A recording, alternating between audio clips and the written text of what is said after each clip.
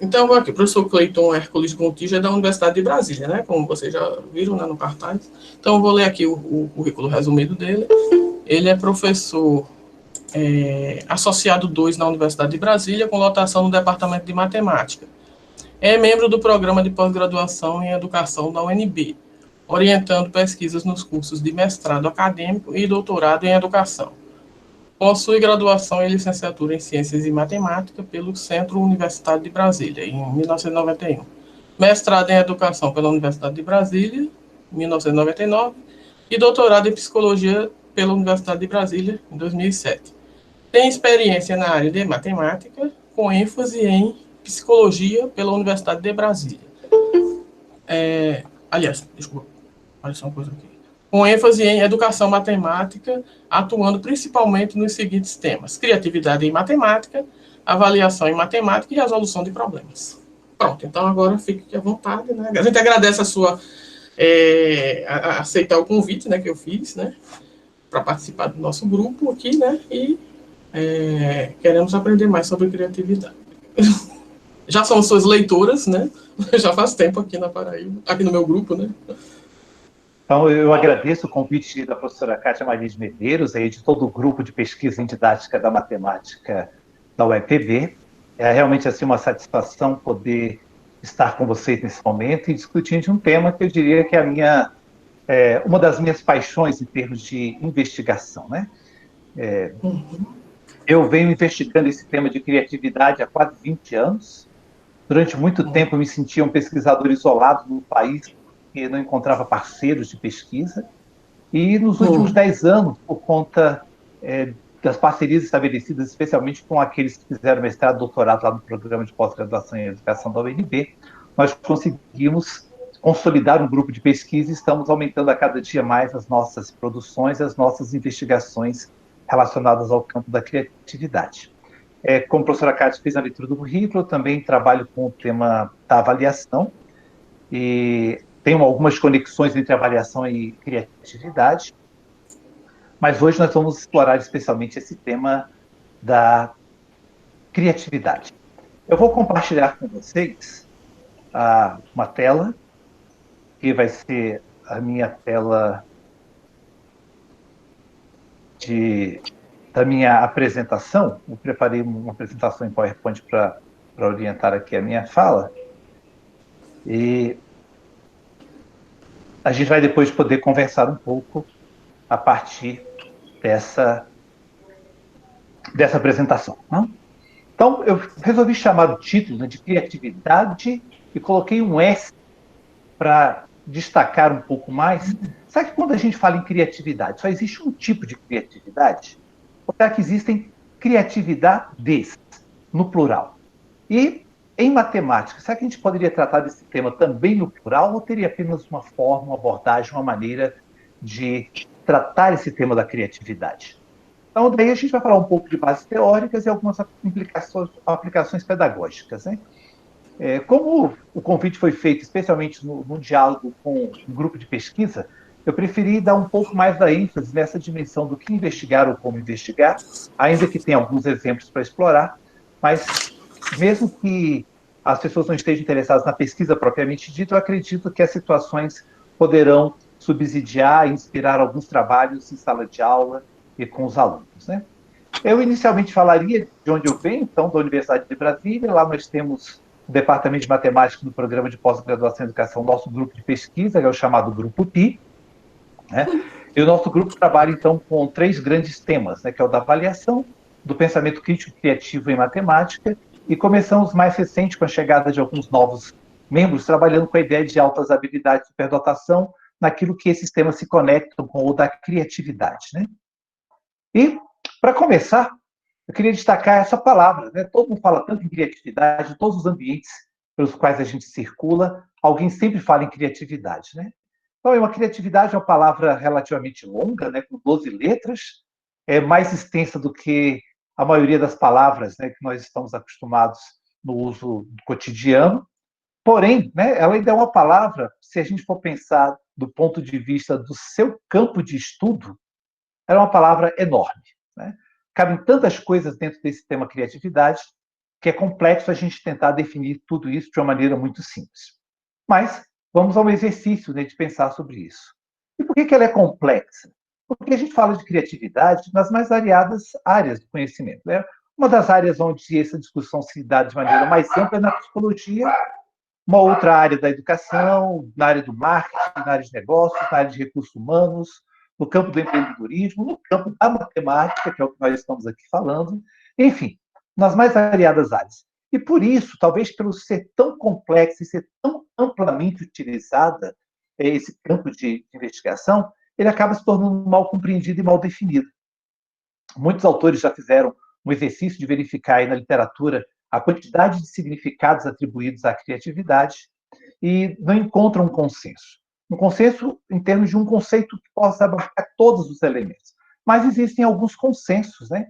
E, em relação do que poderia ser, e aí eu trago um consenso, digamos assim, sistematizado, né, por alguns autores, que dizem que a criatividade se refere a uma ideia, um produto ou um comportamento que combina, né, ao mesmo tempo, novidade, originalidade, singularidade, ela tem significado, ela faz sentido para as pessoas, ela é adequada a uma tarefa e ela tem utilidade conforme é determinado por si mesmo ou por outros em um contexto sociocultural e histórico específico. Então, veja que a criatividade ela é um grande combinado de elementos, mas as pessoas sempre dizem, né, os pesquisadores do campo, que a ideia de novidade, singularidade e originalidade são palavras associadas à criatividade. Né? Um dos modelos de estudos da criatividade é o chamado modelo dos 4Cs, né, especialmente do Begueto, mas ele também trabalhou com esse tema juntamente com outros autores. Eu quis chamar a atenção aqui de vocês nessa nossa conversa. Por que é importante a gente lembrar de alguns modelos teóricos que tratam da criatividade? E nesses 4Cs, eles dividem, né, a criatividade em 4 grandes estratos, onde eles situam as pessoas em termos de produção criativa. Então, no extrato onde estaria a maior parte das pessoas, que é o que eles chamam de mini C, eles estão dizendo que é aquela criatividade que é autorreferenciada no próprio indivíduo. Então, eu faço coisas para mim mesmo que eu considero que são diferentes, que foram significativas para mim. Seja uma forma de me comunicar, uma forma de escrever, uma forma de me relacionar com as pessoas, a forma com a qual eu organizo o meu espaço doméstico, a forma com a qual eu organizo o meu caderno, meu material de estudo.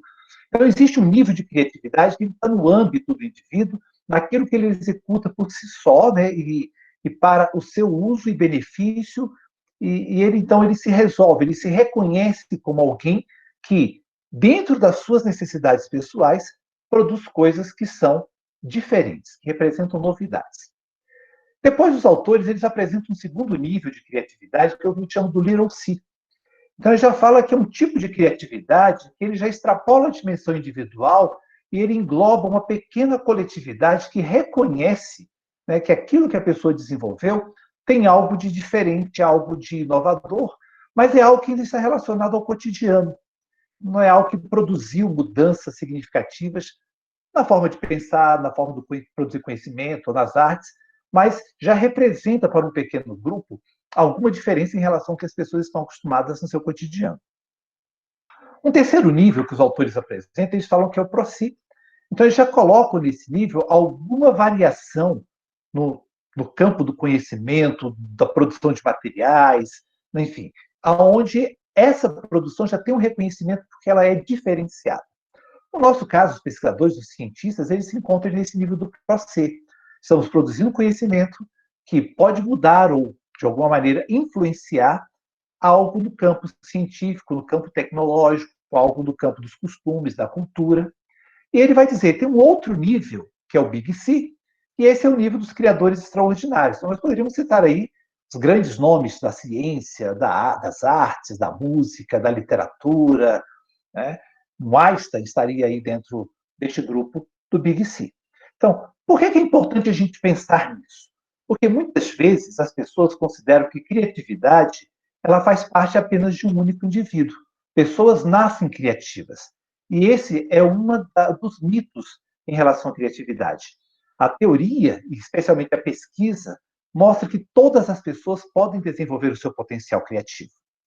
Mas, para isso, precisa de estímulo, precisa de alguma interferência em termos de variáveis ambientais, e aí, no caso, nós trabalhamos no campo da educação, dentro da própria escola, de maneira que esse potencial criativo possa sair do nível mini C e, gradativamente, a partir dos estímulos recebidos, migrar para um Little C, para um Pro C, e talvez formarmos aí grandes cientistas que vão ser esses que vão chegar ao nível do Big C, né? Então, todos nós podemos ampliar o nosso potencial criativo.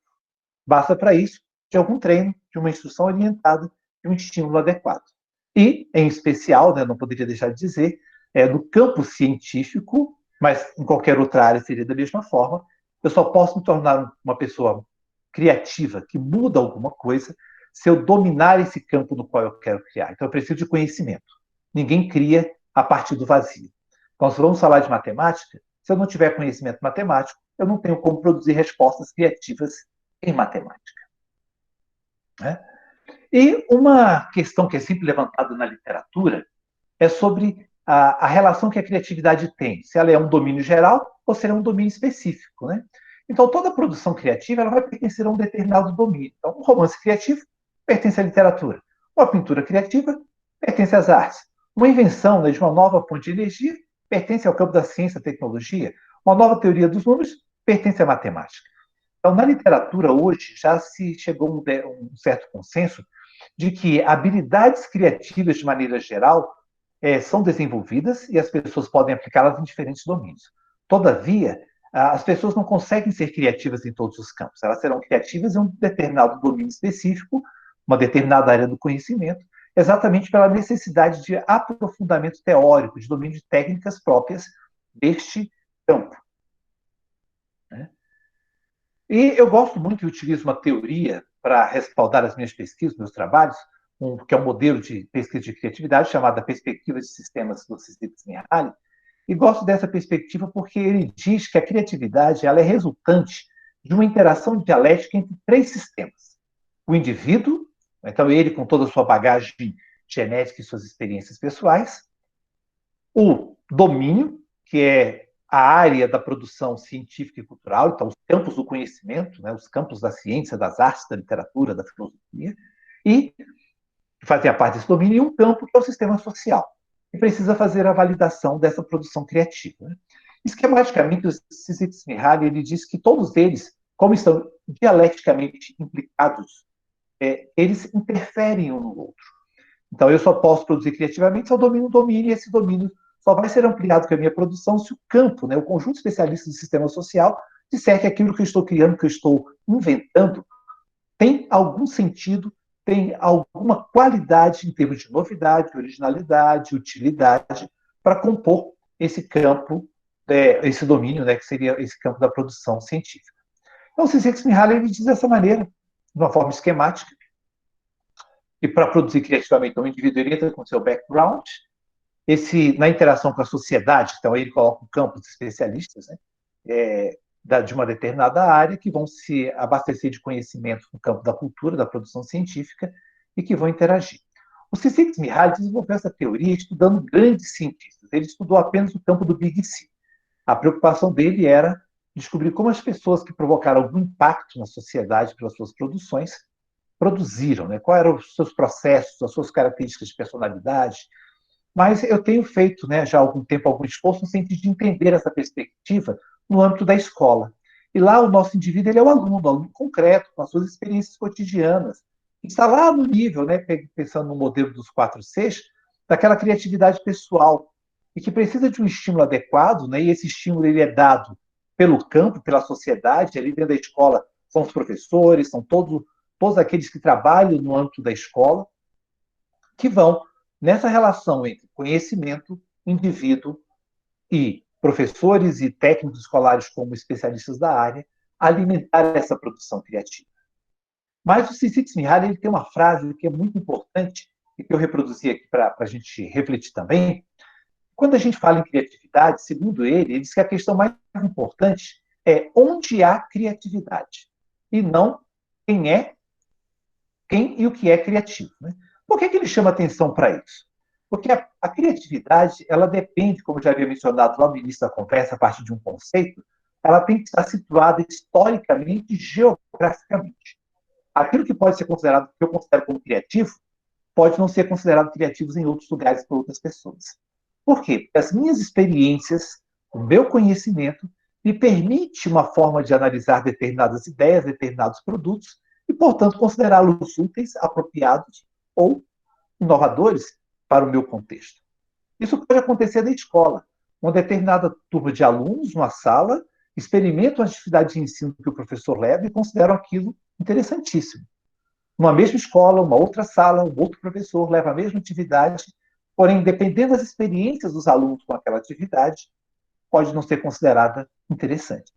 Então, o conceito de criatividade ele está situado histórico e geograficamente. Por isso é difícil dizer, sem pensar num determinado contexto, numa determinada realidade, se aquilo de fato é criativo.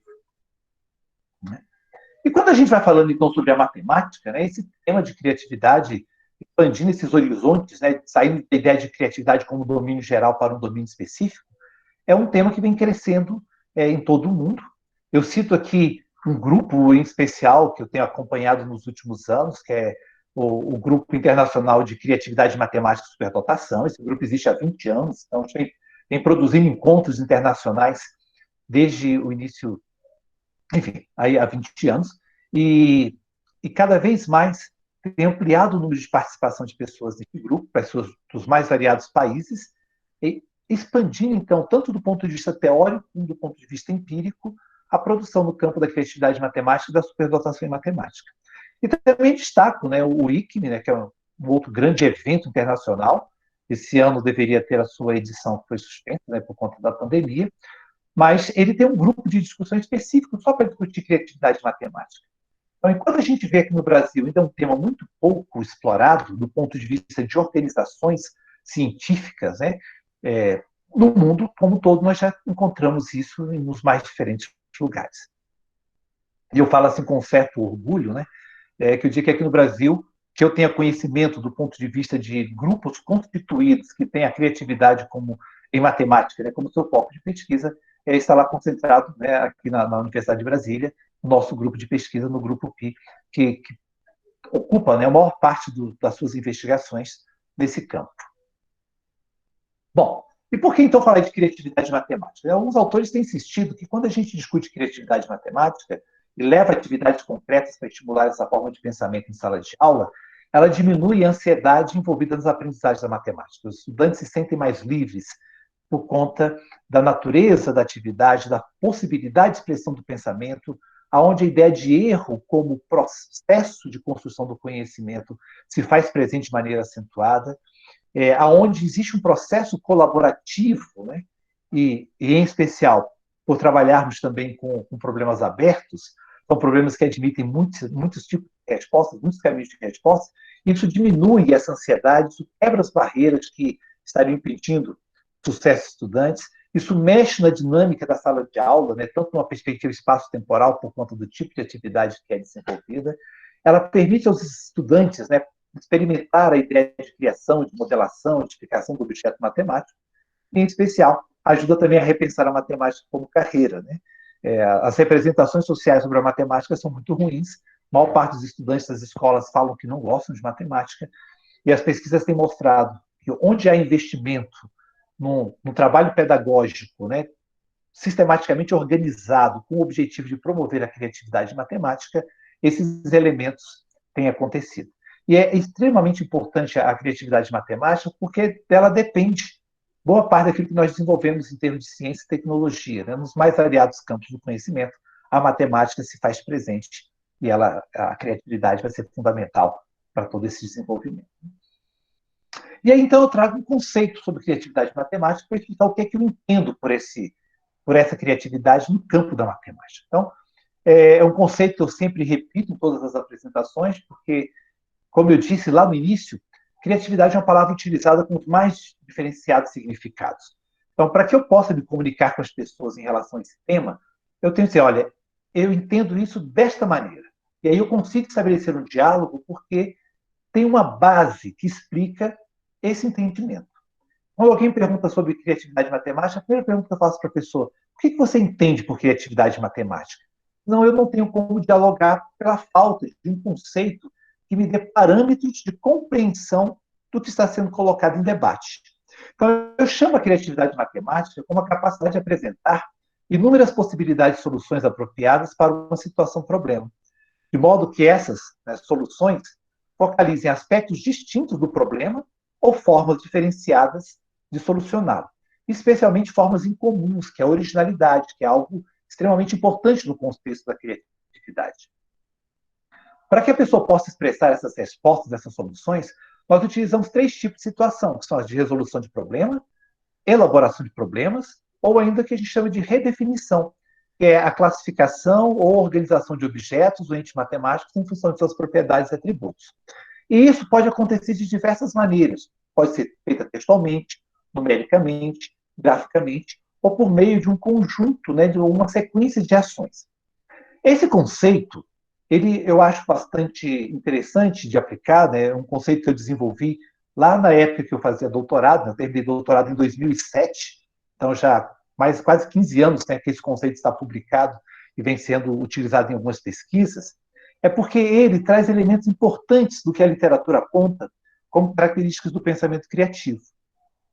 E essas características, assim como ele também mostra quais são as estratégias para desenvolver a criatividade e mostra quais são as formas de expressão dessa criatividade. Em relação às características do pensamento criativo, a literatura ela aponta várias dessas características, mas 3 aparecem praticamente em todos os trabalhos. Que é desenvolver a fluência, a flexibilidade e a originalidade de pensamento. Então, quando eu apresento um problema aberto para o estudante, por isso eu quero que ele apresente inúmeras possibilidades de respostas. Aí tem que ser um problema aberto, que é um que admite mais de um caminho de solução. Quanto mais respostas, mais caminhos para responder esse problema o estudante apresentar, maior é a fluência que ele mostra. Se ele consegue criar respostas, soluções que são bem diferentes umas das outras, nós dizemos que ele está mostrando flexibilidade de pensamento. São respostas que podem ser agrupadas em categorias diferentes. E, em especial, a originalidade. Respostas que poucas pessoas apresentariam. E a originalidade, mais uma vez repetindo aquilo que já havia falado sobre o conceito de criatividade, ela depende do grupo. Então, algo pode ser original num grupo, mas pode não ser original em outro grupo, porque depende das experiências prévias das pessoas que estão envolvidas naquela atividade. Do ponto de vista das estratégias para desenvolver a criatividade, a literatura internacional mostra 3 tipos especialmente, né, que é a resolução de problemas, a elaboração de problemas, a redefinição, e ainda, já havia destacado na própria leitura do conceito, a criatividade matemática não é só fazendo conta, não é só fazendo demonstração. Eu posso fazer por meio da elaboração de problemas, é uma produção textual, eu posso fazer explicando procedimentos ou hipóteses, eu posso ter cálculos, então produções numéricas, produções usando gráficas, geométricas e ainda fazendo um conjunto de ações. Então, esse conceito, eu acho sempre importante dar ênfase a ele, por conta disso, né? Ele me permite operacionalizar o conceito de criatividade matemática. Eu consigo realizar uma tarefa e verificar como esses elementos se apresentam nessa tarefa. E daí, então, eu consigo dialogar com a comunidade científica, porque ele me dá essa condição de ter uma situação, verificar de que maneira ela privilegia as características do pensamento criativo. Mas isso não é simples, né? Quando eu falo em criatividade, e aí eu remeto lá ao tema, né, da apresentação do criatividades, eu posso falar desse tema sob diferentes perspectivas. Uma primeira perspectiva é falar da pessoa criativa. Uma outra perspectiva é falar do processo de produção criativa. Ainda uma outra perspectiva é eu falar do ambiente que estimula ou que se torna uma barreira à produção criativa. Poderia falar ainda também do produto. Né? No caso matemático, se eu estivesse falando de problemas, a resposta que um aluno dá a um problema. Esse produto que ele me apresenta é um produto criativo. Olha, por que é importante a gente ter isso em mente? Porque muitas vezes eu posso pegar, eu recebo um protocolo do estudante para analisar e dou parecer, esse protocolo, essa resposta do estudante não é criativa. Aí ele fala, nossa, mas esse aluno é tão criativo. Eu falei, olha, eu tenho que separar a pessoa criativa do seu produto. Porque nem sempre uma pessoa criativa produz coisas criativas. E nem sempre um produto criativo foi elaborado por uma pessoa que é reconhecida de maneira quase consensual como criativa. Mas quando eu olho para cada um desses elementos, eu tenho uma forma diferente de fazer intervenção pedagógica. Por isso é importante entender que criatividade não é um fenômeno simples de lidar, ele é um fenômeno complexo e multifacetado. Aqui eu destaquei 4 elementos, mas na literatura, outros autores apontam mais aspectos que poderiam ser investigados quando falamos em criatividade. Então, eu vou dar destaque a esses 4 elementos de como a gente poderia pensar e interpretar isso no contexto da escola, no contexto educacional de maneira geral. Né? Primeira pessoa, né? Então, as pessoas criativas, normalmente, elas têm algumas características que são bastante significativas. Então, primeiramente, elas valorizam, né, as qualidades estéticas da sua experiência. Né? Elas vivenciam tudo que está ali presente. Né? Elas apreciam os detalhes, elas gostam de ver como as coisas estão encadeadas, elas gostam de perceber um padrão e como esse padrão se relaciona com as coisas. Elas têm interesses amplos, né? Elas não são focadas numa única coisa, elas gostam de perceber conexões com outros temas e buscar coisas diferentes para fazer. Têm atração pela complexidade, são pessoas normalmente que apresentam alta energia, né? Têm independência de julgamento, ou seja, elas não se importam muito com a opinião alheia. Se alguém diz para ela, olha, não faz, não vai dar certo, ela ignora e continua produzindo. Então, são pessoas com mais autonomia, pessoas com intuição mais aguçada, são autoconfiantes, elas sabem, conseguem lidar com problemas que apresentam contradição ou que precisam acomodar coisas aparentemente opostas, né? E elas têm um firme senso de self-criativo, ou seja, elas acreditam que elas podem produzir criativamente. Um elemento que é central quando nós falamos da pessoa em relação à criatividade é o que nós chamamos de motivação intrínseca. Esse tipo de motivação é quando a pessoa produz algo pelo prazer pessoal. Ela não está esperando uma recompensa, um prêmio, um reconhecimento. Ela faz algo porque ela fica satisfeita por ter realizado. Mas a literatura mostra que a motivação extrínseca também exerce uma certa importância nesse estímulo para a produção criativa. Mas muitas vezes esse estímulo externo, extrínseco, ele pode atuar como inibidor. Situações de avaliação, de competição, não é que sejam inibidores, mas potencialmente podem inibir a produção criativa.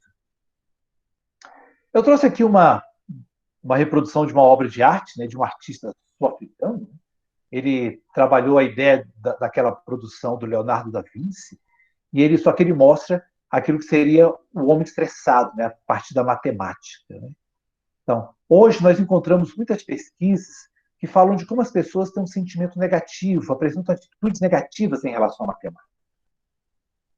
Vencer essas atitudes negativas e construir experiências positivas é algo fundamental para uma produção criativa. Nós precisamos que essas pessoas desenvolvam uma autoconfiança, se percebam capazes de aprender matemática, de resolver problemas matemáticos. Eu diria que um dos grandes desafios do ensino da matemática é exatamente desenvolver nos estudantes a motivação.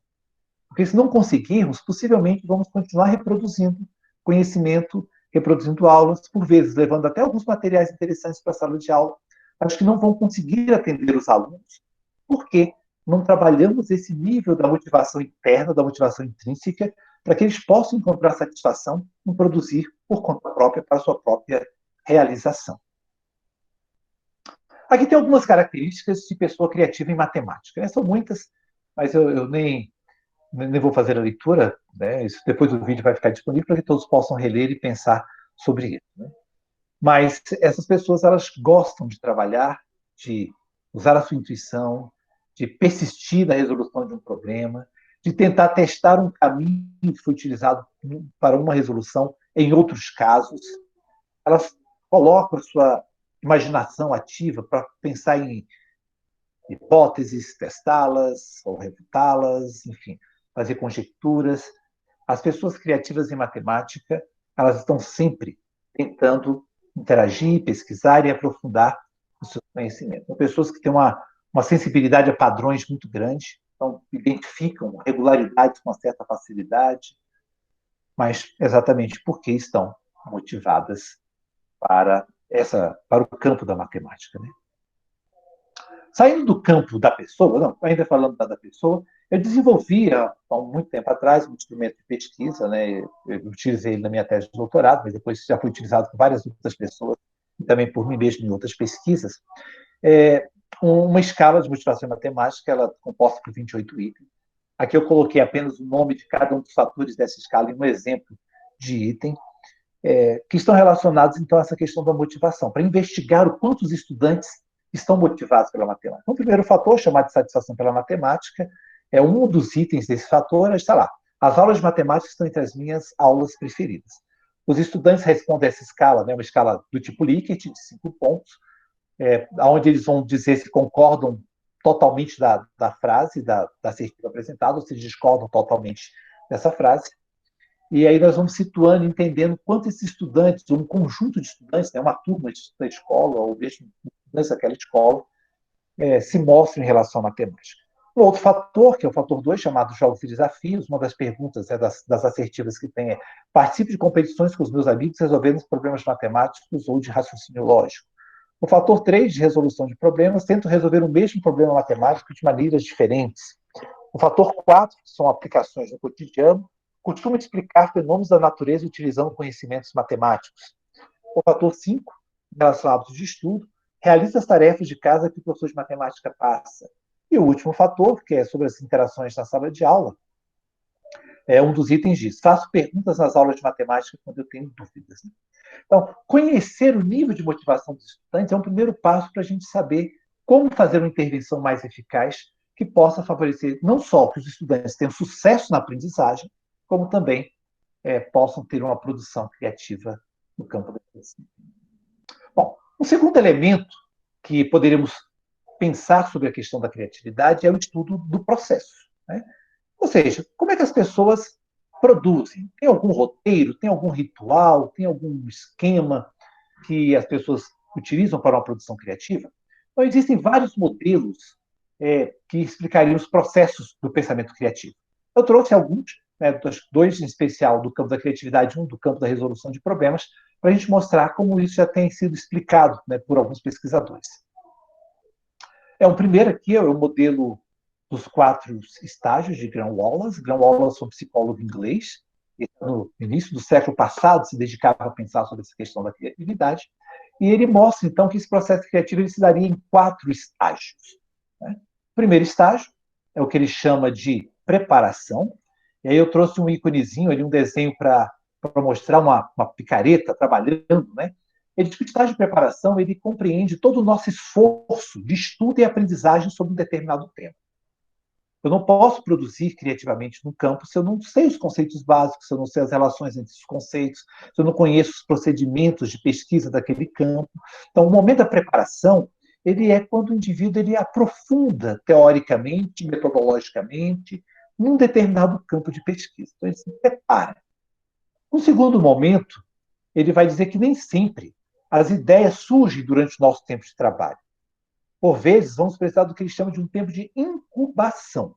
Esse tempo de incubação é quando nós nos distanciamos da tarefa e vamos realizar outras coisas. Enquanto fazemos essas outras coisas, o nosso subconsciente trabalha sem que nós saibamos.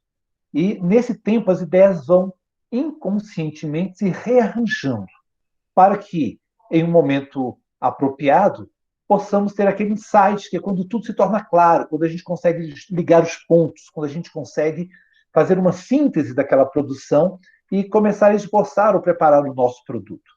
E o último estágio, que é o que ele chama, que é o da verificação. Então, quando eu vou checar se tudo aquilo que eu fiz realmente atende aos requisitos da proposta, do problema, daquilo que eu estava considerando ou que eu estava investigando. Então, esse é um modelo bastante presente ainda hoje na literatura, né, mesmo transcorrido aí quase 100 anos da sua apresentação. No campo da matemática, ele é sempre referenciado pelos pesquisadores. O que eu diria sobre uma limitação desse modelo é que não é tão linear como ele aparece. Né? As coisas não acontecem em preparação, incubação, insight e verificação. A produção criativa não segue etapas rígidas. Ainda que no modelo do autor se mostrasse, a gente tem que considerar que as coisas podem acontecer em ordens diferentes. Né? Ainda que sem conhecimento aprofundado, sistematizado num determinado campo, dificilmente a gente vai conseguir produzir criativamente, né? Existe um outro modelo de resolução criativa de problemas, que é o modelo do Oswald Parnes. Eles falam de 4 campos, né? Que eles falam, então você tem que esclarecer, implementar, idealizar e desenvolver. Também não há uma ideia de hierarquia, porque eu posso voltar a cada um desses momentos quando eu sinto necessidade. Então, quando ele fala de esclarecer, você tem que coletar dados, formular desafios, identificar as metas, escrever os dados que você tem, enfim, tentar entender da melhor maneira possível o seu problema. Você tem que, então, gerar ideias que possam responder às questões desafiadoras, tem que fazer a proposição das soluções, você tem que avaliá-las, fazer ajustes, e no final, o que ele chama de formular um plano, que é quando você pode discutir de que maneira, né, você poderia implementar de fato aquela ideia que você desenvolveu, né? O da matemática, ainda que não seja na literatura de criatividade, há também um processo de resolução de problemas que é muito conhecido, né, o do Polya. Ele descreve o processo de resolução de problemas em 4 estágios. Então, o primeiro estágio seria compreender o problema, o segundo estágio, elaborar um plano, o terceiro estágio, executar esse plano, e o último estágio, fazer o retrospecto ou verificação para saber se a resposta encontrada atende às demandas. Então, quando a gente trabalha na pesquisa em criatividade, esse talvez seja a área mais sensível, mais complexa de investigar, que é do processo criativo. Porque nem sempre a gente consegue ouvir, né, do nosso estudante, dos nossos colegas, pesquisadores, como eles alcançaram determinada solução. Muitas vezes essa produção fica apenas na mente de quem executou a tarefa e a gente não consegue saber como ele fez. Mas isso é algo extremamente importante, criar espaços de partilha onde a gente consiga investigar como a pessoa chegou a um determinado resultado, onde ela possa enunciar, verbalizar as suas estratégias de pensamento e a gente, assim, compreender o seu processo de produção criativa. Um terceiro elemento, né, que a gente poderia investigar, e aí tem também metodologias próprias para investigar esse elemento, eu aqui estou destacando 2 coisas, né? Eu trouxe propositadamente um hexágono com as linhas bem fechadas e o outro pontilhado, e todas ainda com pontilhado torto, para falar sobre como o ambiente pode impactar na produção criativa, né? Primeiramente, poderíamos destacar algumas variáveis contextuais que facilitam a criatividade. A liberdade, autonomia, bons modelos, disponibilidade de recursos, e aí tem um elemento para a sala de aula que é extremamente importante, que é o tempo. Normalmente, os professores têm pressa para cumprir com o conteúdo programático, né, com o currículo, né? Na verdade, a pressa não é deles, o sistema, a escola, os estudantes, as famílias, enfim, a sociedade quer que um determinado conjunto de conteúdos sejam ensinados em um determinado tempo. Só que isso pode comprometer a produção criativa, porque o tempo, né, e a gente fala ainda há pouco ele pensando no modelo do Wallace, né, que ele fala de um tempo de incubação, a gente precisa de um tempo de amadurecimento das ideias. A disponibilidade de recursos, especialmente do tempo, é algo extremamente importante para a criatividade. O incentivo pela originalidade, ou seja, se somos incentivados a produzir respostas diferentes, respostas únicas, únicas eu digo se comparadas dos outros, né, que os outros não pensaram. Se tem alguma liberdade de crítica, né, ou seja, se o erro não é punido, se o erro não é ridicularizado, se a gente pode, então, ter críticas que sejam estimuladoras para a nossa produção. E, por outro lado, algumas variáveis que se apresentam, né, como bloqueadoras da criatividade, com falta de respeito, excesso de burocracia, as restrições, a falta de autonomia de recursos, a ingerência dos projetos, né, ou seja, toda hora alguém fala, não, para de fazer isso, faz daquele jeito, né? A falta de feedback, a falta de feedback é algo extremamente comprometedor no campo da sala de aula. O estudante não sabe por que ele errou, não sabe por que ele acertou, ele fica sempre com a impressão de que foi sorte, porque o feedback não é preciso, não é apropriado, não é no tempo que a pessoa precisa. A pressão de tempo, a competição, enfim, esses são alguns elementos que atuam como variáveis bloqueadoras.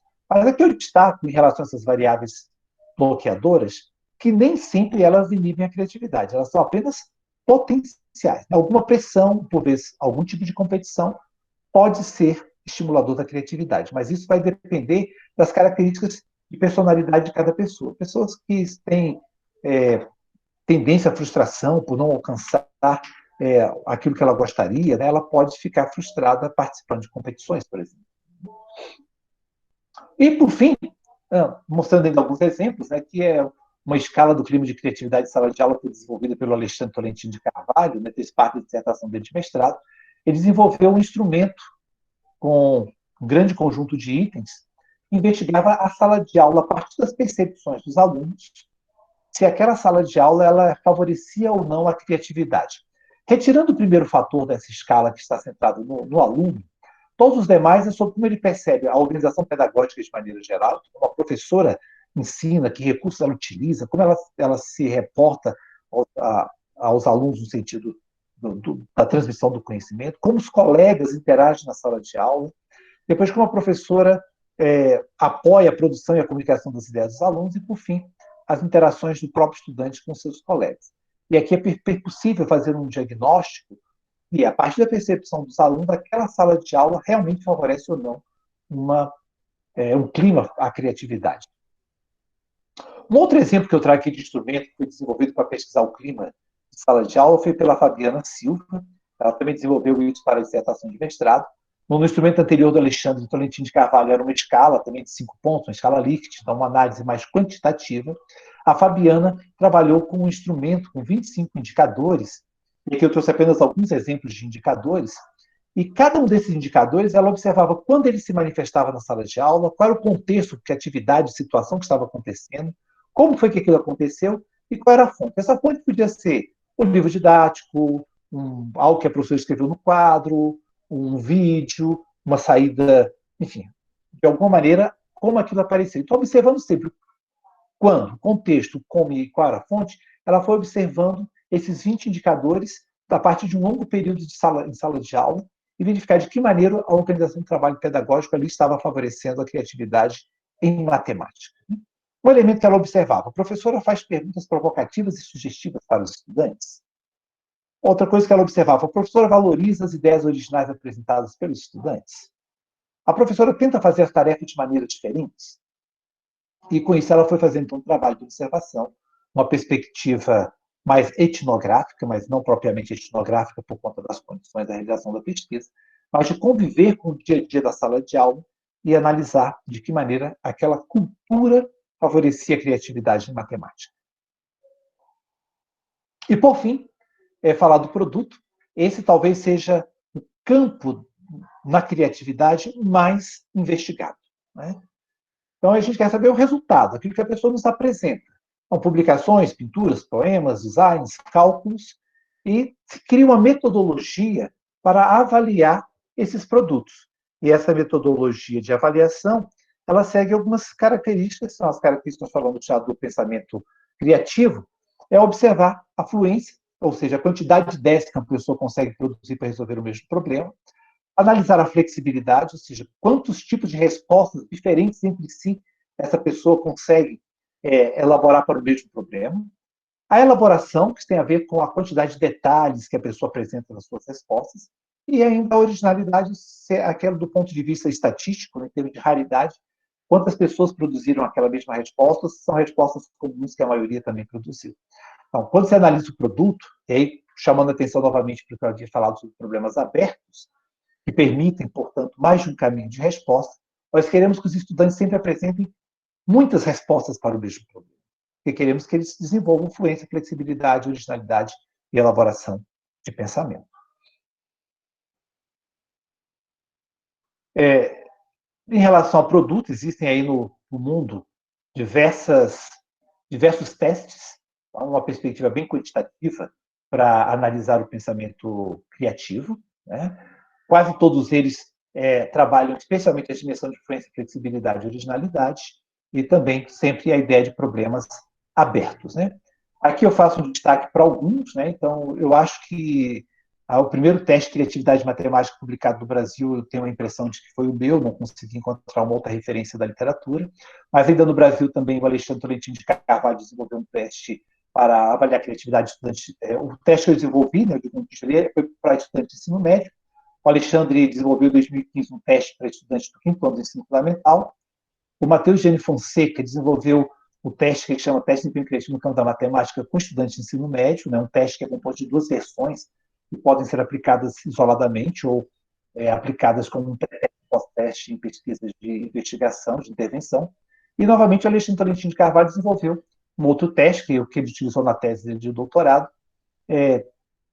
novamente para avaliar pensamento criativo e matemática com estudantes do quinto ano. Né?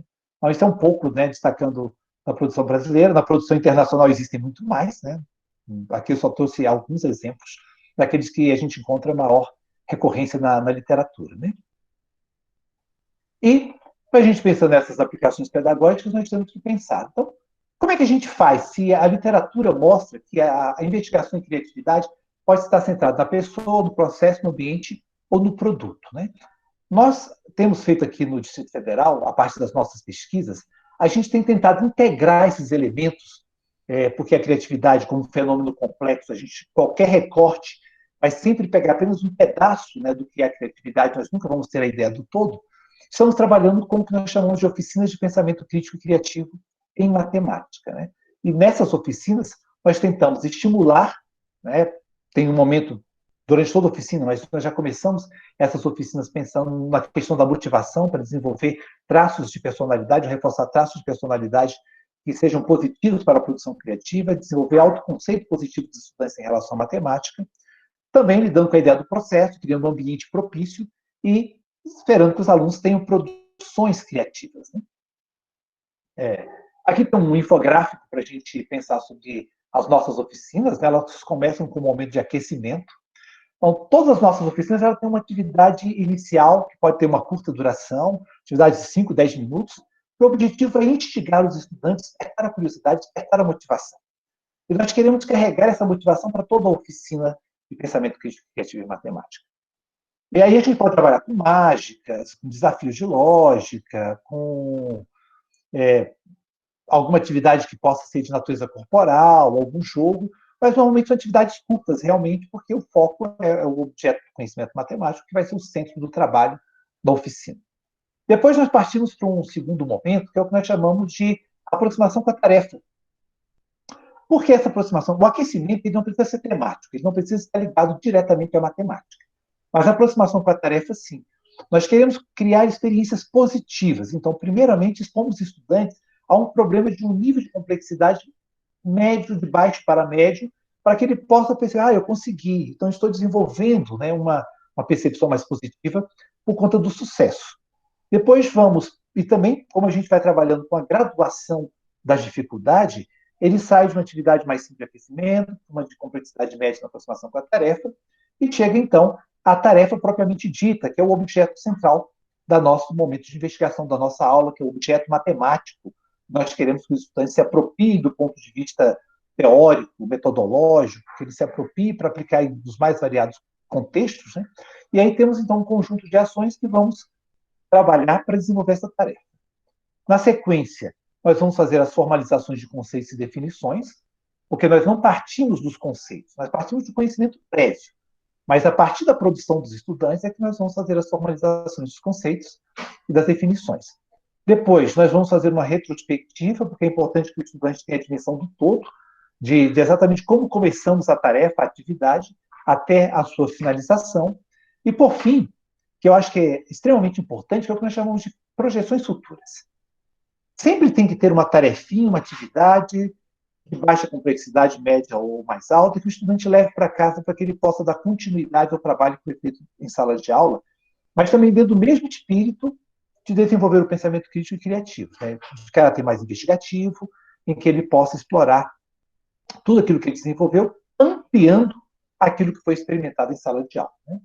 Uma outra forma de mostrar essas oficinas, né, é algo que eu já expliquei, mas esse outro infográfico nós já utilizamos em outras apresentações, que segue essa mesma ideia. Então, sempre de começar com algo que coloca o estudante um clima para a atividade, então, para ele ter esse momento de aquecimento, até ele depois conseguir realizar todas as atividades.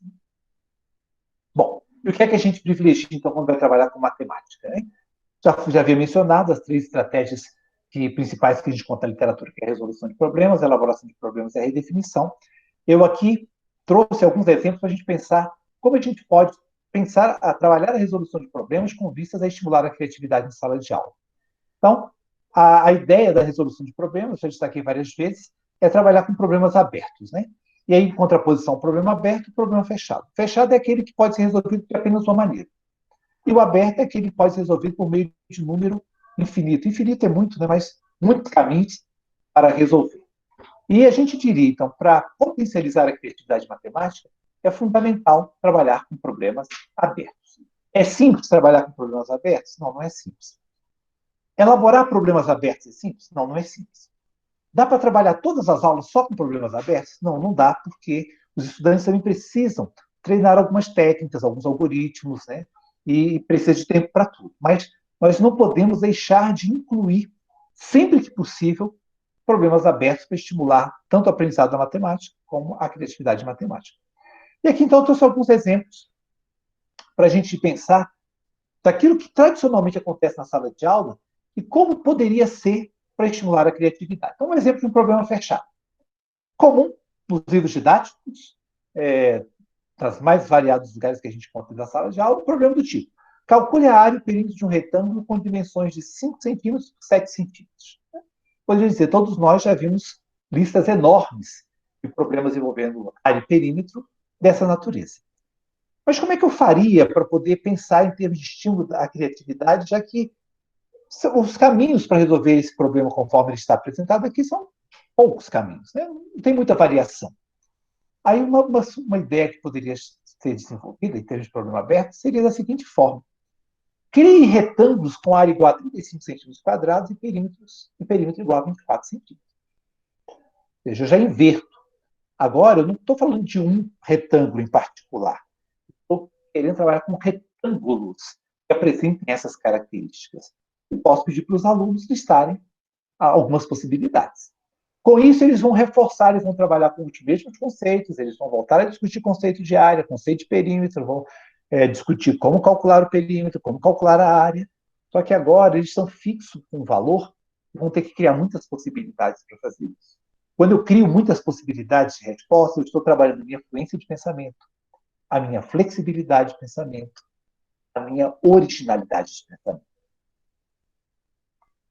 Um outro exemplo de problema fechado que poderia ser transformado para estimular o pensamento criativo é: considere os números 2, 6, 7, 11 e 14. Eu poderia pedir: encontre a média e a mediana desses números. Também é um problema típico de livro didático que aparece com uma certa rotina nas salas de aula. Como é que a gente poderia trabalhar esse problema para que ele pudesse estimular a criatividade matemática? Então, uma maneira de ter um problema aberto é: encontre 5 números com valores resultantes de média igual a 8 e mediana igual a 7. Que 5 números? Mais variados. É importante que os estudantes possam criar e depois discutir qual foi o padrão que ele seguiu, né? Aí vem algumas perguntas. Encontre mais de um grupo de 5 números que atendam a essa solicitação. Explique como você selecionou os valores utilizados para responder à solicitação. Possivelmente eles vão descobrir algum padrão e vai chegar a esses valores. E aí nós vamos estar, novamente, por meio de um problema que admite muitos caminhos de solução. Estudantes vão apresentar respostas diferentes, vão poder comparar as respostas entre eles.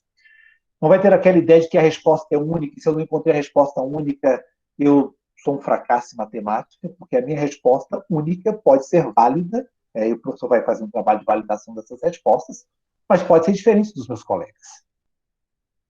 Então, a gente sai aí de um problema, então, fechado, trabalha esse problema do ponto de vista aberto.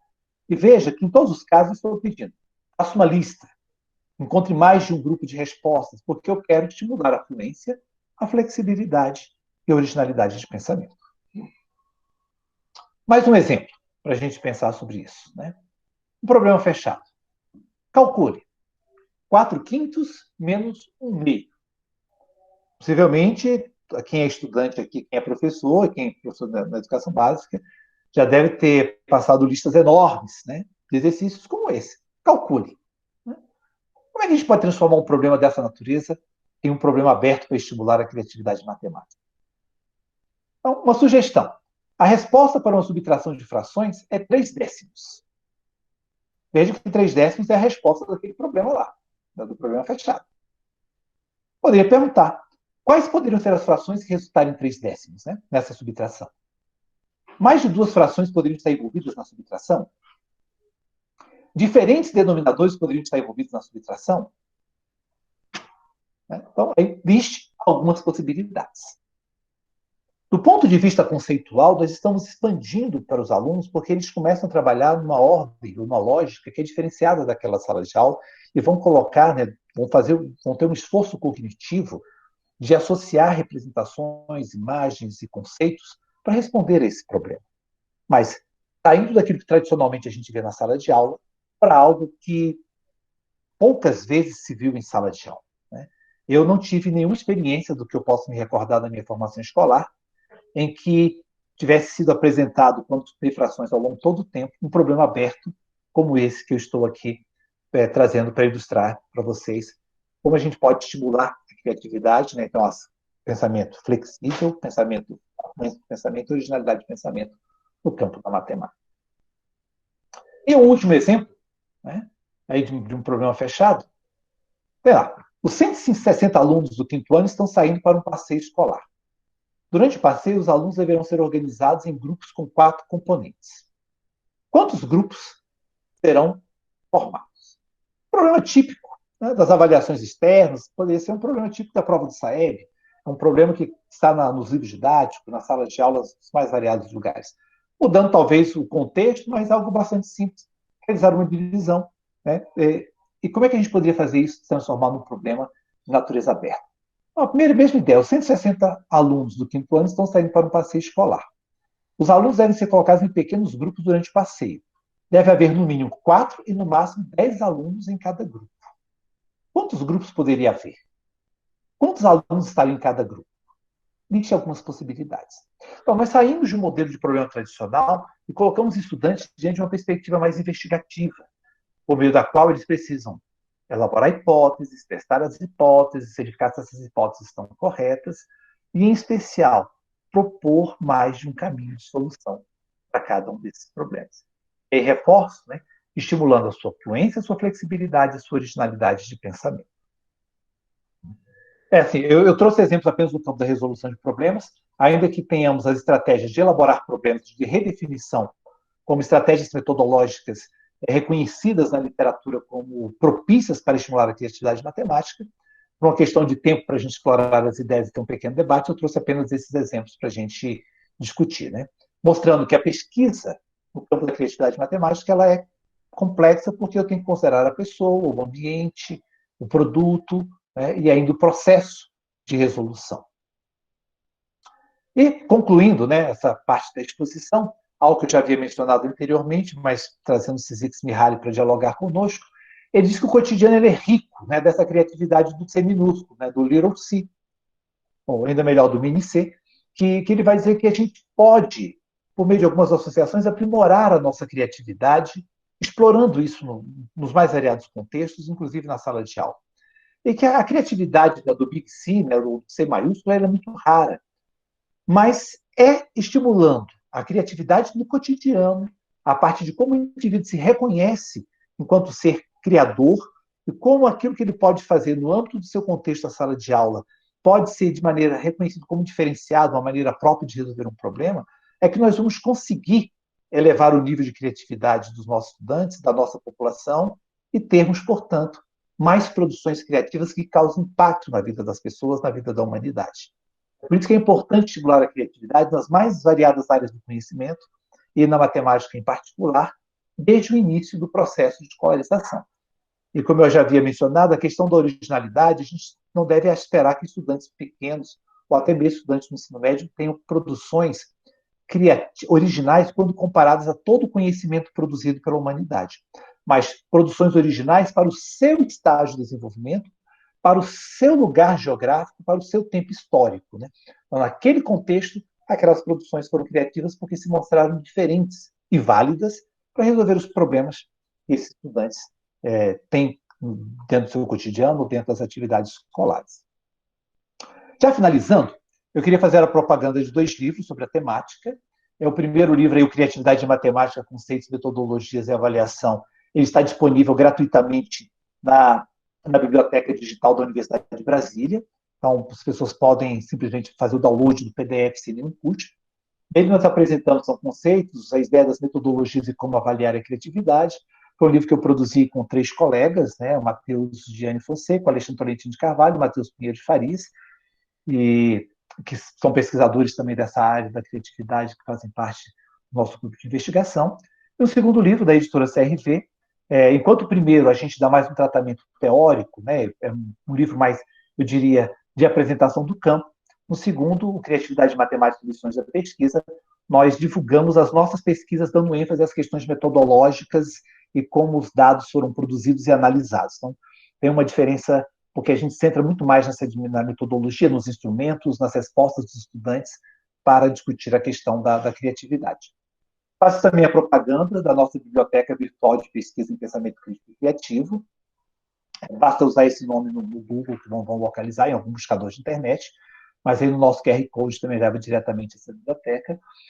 Ali nós estamos colecionando teses, dissertações, artigos, livros, vídeos, que abordem de maneira específica, né, o pensamento crítico, criativo e matemático. Já temos lá um repositório bem abastecido, né, para que as pessoas possam conhecer esse campo de pesquisa, tanto para as nossas produções, como aquelas que nós encontramos de acesso livre, né, pelo mundo afora, que estão aí presentes. Convido também, né, aqueles que quiserem aprofundar, assistindo alguns vídeos. Recentemente fizemos uma série de webinários, né, com 4 programas. Então, estão todos disponíveis no canal do YouTube UNB Mais Educação. E, assim, é uma série muito interessante, muito rica de detalhes, com exemplos diferentes desses que eu trouxe aqui, e com outros aspectos abordados, que podem complementar a formação e também estimular um pouco mais a curiosidade para conhecer o campo da criatividade matemática. Também, não poderia deixar de mencionar o grupo de pesquisa, né? Estamos aí nos mais variados lugares, temos o nosso canal no YouTube, temos o nosso perfil no Instagram, temos um perfil no Twitter, temos o nosso perfil também no Facebook e temos o nosso site, onde tem lá guardadinho várias produções, materiais, ideias, e a gente convida todo mundo a nos seguir aí nesses canais e conhecer um pouco do que a gente tem produzido no campo da criatividade em matemática. Por fim, agradeço a vocês pela manifestação de interesse em assistir essa apresentação. E aí tem os meus contatos, onde me encontrar em redes sociais ou por e-mail, de maneira que possa, depois, quem não tiver condições de estabelecer um diálogo neste momento agora, fazer um contato para uma conversa futura. Bom, então a gente muito bem agradece. Aqui tem várias pessoas elogiando a palestra, pedindo a gravação, né? E depois será enviada para todo mundo que estiver aqui no final, porque o sistema vai mandar, né, para o e-mail institucional da UEPB, onde está acontecendo essa gravação, e aí depois eu encaminho, daqui a um pedacinho, né? Bom, mas agora vamos abrir para perguntas, né? Então, eu já vi aqui algumas perguntas no chat, mas tem muita gente, né? Então, eu queria pedir, por favor, que as pessoas fossem se colocando, né? E cada uma, eu acho assim, que no máximo 5 minutos, né? Talvez seja muito. O que é que você acha, Cleiton? 5? Como é que a gente faz? A gente poderia ter até meia hora para a gente discutir, é um tempo que é possível. Pronto, então a gente deixa meia hora para as pessoas irem se colocando, tá bem? Também, então tá bem. Então, pode começar, quem quiser, tá? Eu já vi aqui 2 perguntas aqui no chat, que eu vou responder. O primeiro do Reinaldo Lima, que ele pergunta se tem um livro, né? Eu acabei de falar dos livros, que tem lá os fundamentos teóricos do pensamento crítico criativo. Na nossa biblioteca, que eu mostrei, além dos livros, né, tem vários artigos de nossa autoria e de outras pessoas que falam desse tema. A Raimunda Maria de Oliveira perguntou sobre modelo de oficina, né? Naquelas webinários, sei lá, tem um dos webinários que é só sobre oficina. E aí tem uma oficina inteira descrita em detalhes para fazer isso. Eu não repeti o modelo de oficina, porque algumas outras pessoas que já assistiram alguma apresentação minha, para não ficar algo igual, mas já tem oficinas, Raimunda, que você vai encontrar o detalhamento de todas elas, né? Mas, assim, se as pessoas quiserem fazer uma pergunta direta, eu estou tentando ler algumas, mas nem sempre... É só abrir o microfone. Eu gostaria de perguntar. Pronto. Posso falar? Tem mais alguém na minha frente? Acho que não, né, Cleiton? Tá. Pode falar. Eu sou professora já da rede, né? Já estou em final de carreira e início de outros sonhos dentro da área de educação, né? Eu trabalho há algum tempo em sala de recursos, né? E uma coisa que me instiga e me move muito é a questão da aprendizagem do aluno com deficiência intelectual.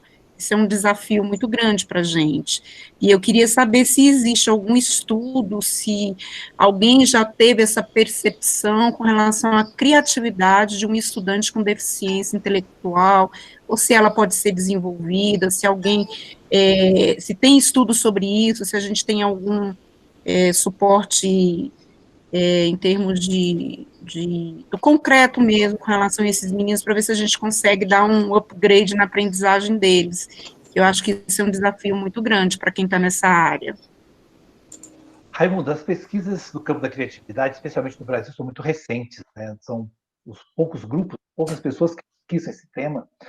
E eu, por exemplo, no meu grupo de pesquisa, nós não conseguimos ainda avançar para esse campo da educação especial. Já tivemos pessoas que nos procuraram, que quiseram discutir conosco como fazer, mas eu acredito que parte dos exemplos que nós temos trabalhado, especialmente as atividades ligadas às atividades que nós chamamos de aquecimento, que é para motivação, elas poderiam ter uma resposta muito positiva dos estudantes para começar a desenvolver esse sentimento de empoderamento matemático, né, de capacidade de pensar, de conectar as ideias, de fazer algumas pequenas conjecturas.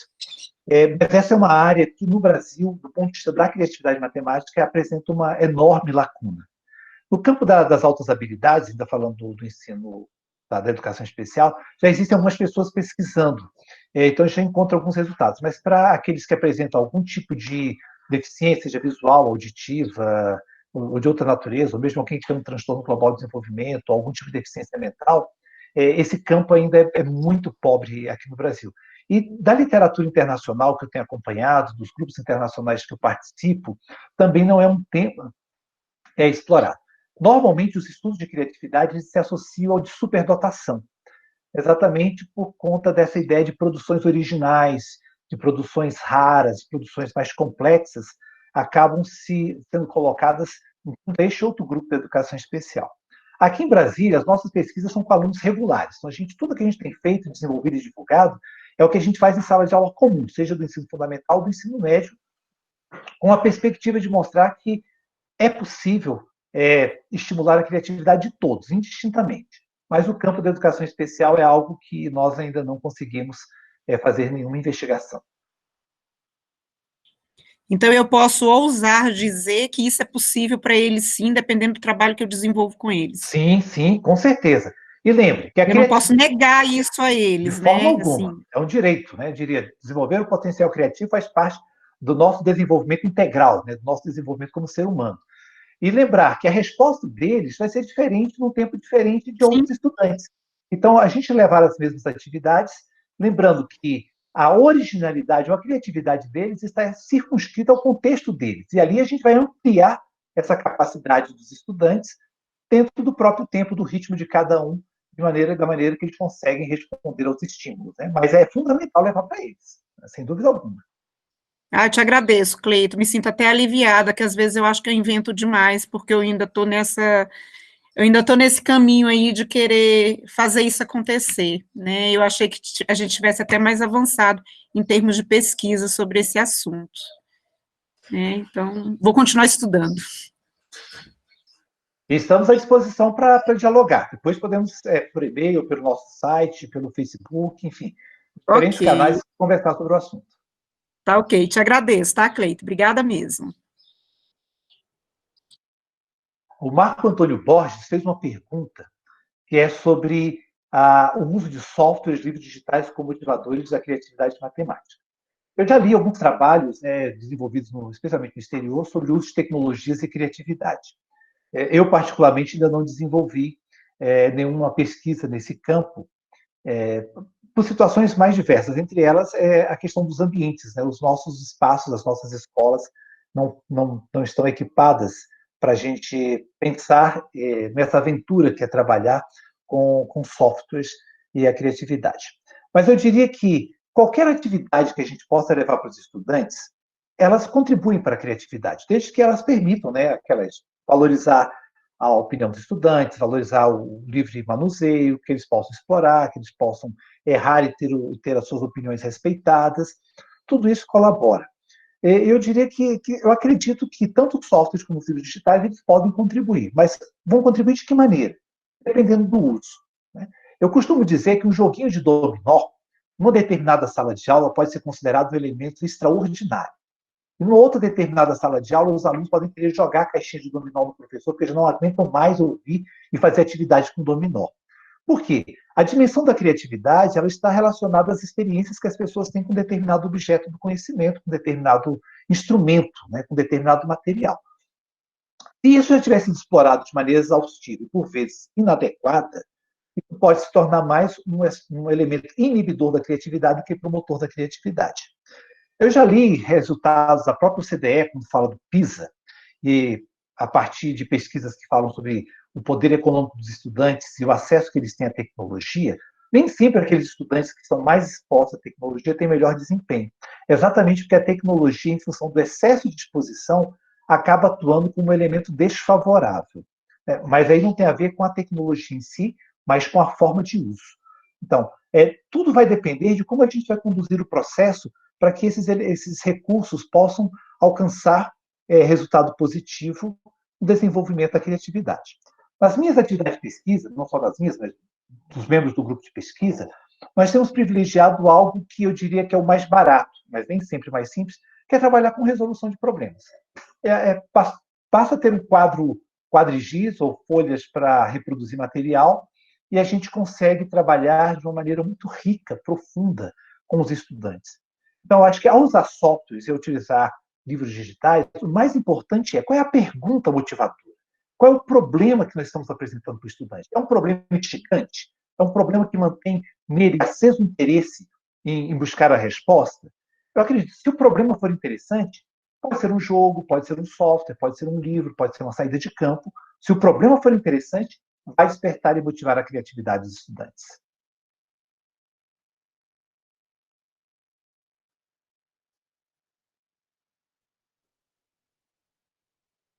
Alguém vai colocar? Se não for, eu tenho uma pergunta aqui. Mas eu dou a vez aos participantes. Eu fico por último, tá certo? Eu dei uma busca aqui pelo... Eu tenho um questionamento, professora. Vai, Ítalo. Boa tarde. Boa tarde, professor Cleiton. Boa tarde.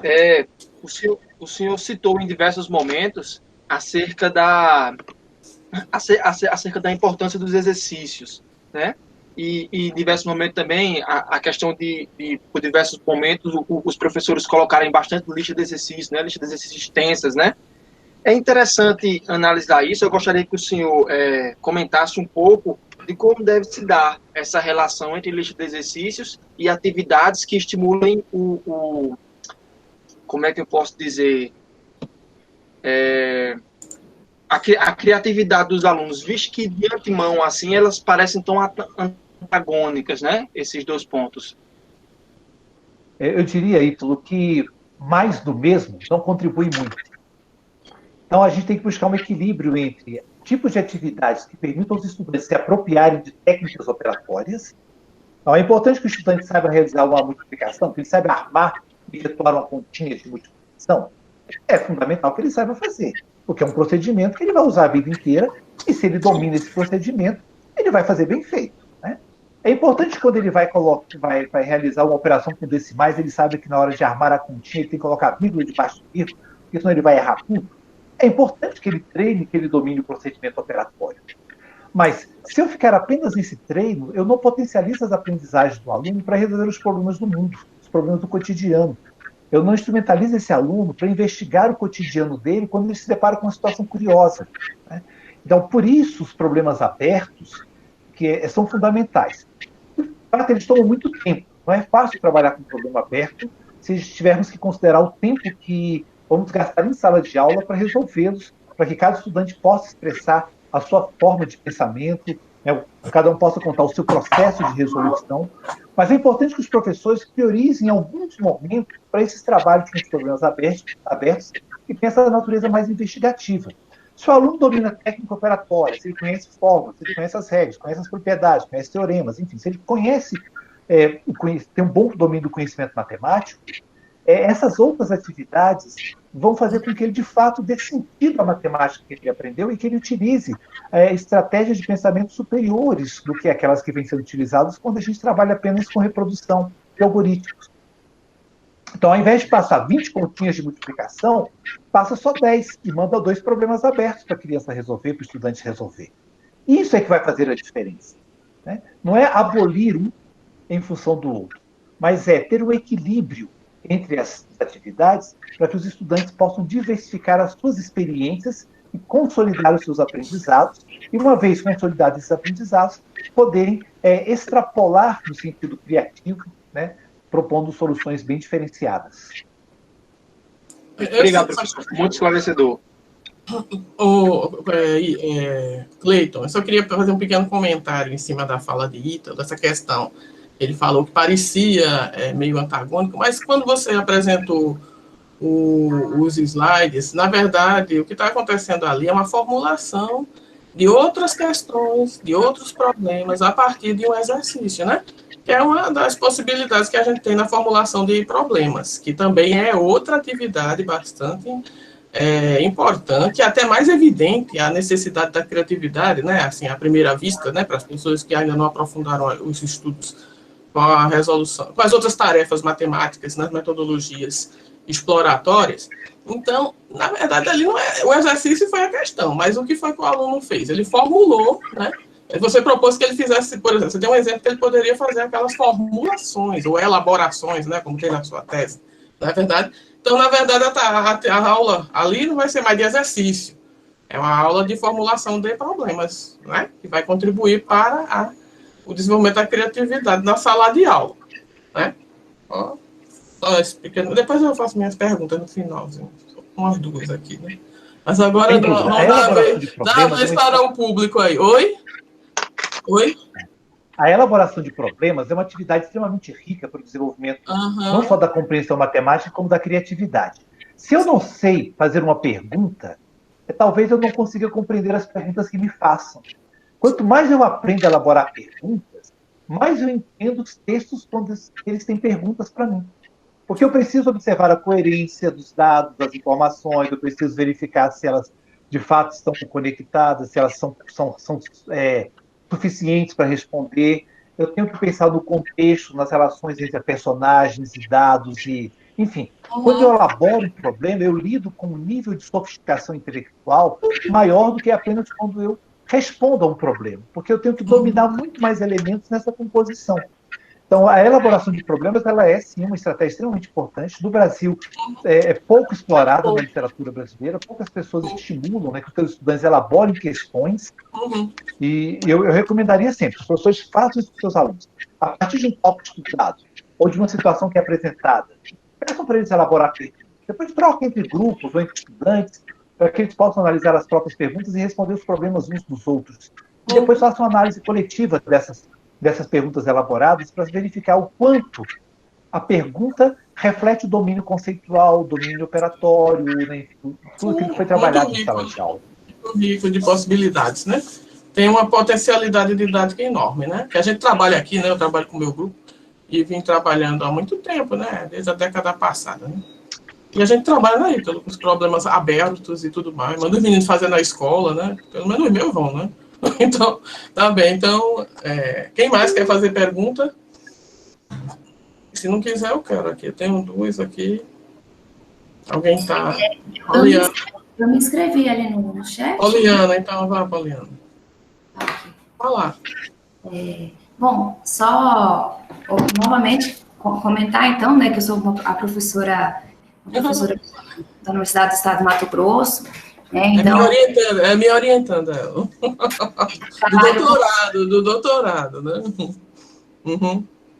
Trabalho na licenciatura, né? Então, eu fico também, estou no doutorado, então, fazendo essas reflexões, leituras, e fiquei pensando bastante a importância, é mais uma reflexão aqui dessa questão da formação, então, dos nossos professores, né? porque a gente também vem muito nessa perspectiva, dependendo da formação que esse professor tem, muito ele, a sua prática estará ligada a isso, né? E aí, o que eu venho estudando, venho propondo no nosso estudo aqui do projeto da tese, é a modelagem matemática, essa questão de utilizar o uso da modelagem matemática para esse aluno crítico, esse aluno que consiga resolver problemas, como o professor acabou de comentar, situações do dia a dia e situações reais, que quando ele se deparar com alguma situação, né, diferente, como lidar com isso, a não sentar com aquela coisa sempre a mesma, né, exercícios repetitivos. E aí, eu gostei muito da fala do professor, quero agradecer, porque também me clareou muito, e eu vi que muito realmente a questão da criatividade, eu provavelmente vou conseguir aí, e eu quero, né, até queria perguntar para o professor, porque assim, o meu foco está sendo mais no ensino superior, né, eu trabalho disciplinas de cálculo, que são, né, mas estou ali na licenciatura, estou contribuindo na formação desses professores. Então, eu queria que o professor talvez falasse se o senhor acredita nessa relação da modelagem matemática, que ela pode contribuir, sim, e apesar que o professor trabalha mais no ensino básico, assim, as produções, eu ainda não tenho muitas leituras, né, mas as leituras que eu tenho tido, eu acho que essa questão da criatividade pode, sim, a modelagem matemática contribuir. E queria só observar isso, a gente também tem esse olhar para os professores, para os futuros professores. Como ele vai refletir isso, né, lá na sala de aula, diante daquelas um monte de atribuições e tal, da importância da gente levar isso também na formação desses alunos, desses futuros professores. Com certeza, a formação de professores é a chave da transformação, né? Tudo passa, de uma certa forma, pelo professor. Mas a gente tem que lembrar que o professor, nesse país, né, tão mal valorizado, né, trabalha tanto, com tantas dificuldades, é um guerreiro, né? E a gente tem que pensar essa formação de maneira muito cuidadosa, para que ele também não se sinta do tipo penalizado, né? Agora, mais uma coisa para eu ter que fazer em sala de aula, né? Ele está agora sofrendo, tem que aprender a usar tecnologias, e a gente vai dizer, mas além de aprender tecnologia, tem que aprender a trabalhar com criatividade. Mas isso tem que começar na formação inicial.